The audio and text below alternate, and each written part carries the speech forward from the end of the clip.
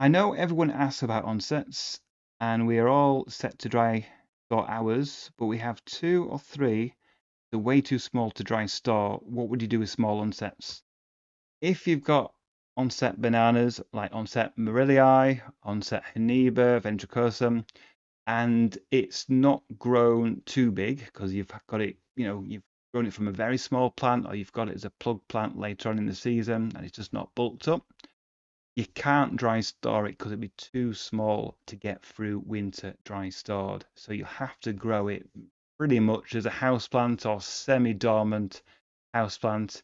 And to say how big it needs to be to dry store, basically, you get your hands, get round your hands like this around the stem of the banana, and get your hands all the way around and touch your fingers and thumbs together, and it's too small to dry store.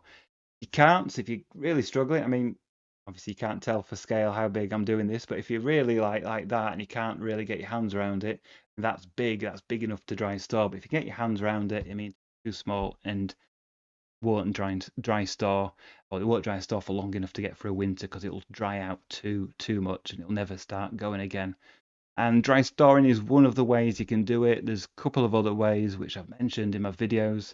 I've done loads and loads of overwintering onset banana videos. I think the one I did last year was sort of looking at onset bananas, and depending where you live, what conditions you've got a greenhouse or a garage or a porch, whatever, I did a list of which ways probably will work best for you depending on your setup. So that's a really good video to check out just to give you an idea about size and what heating they need over winter.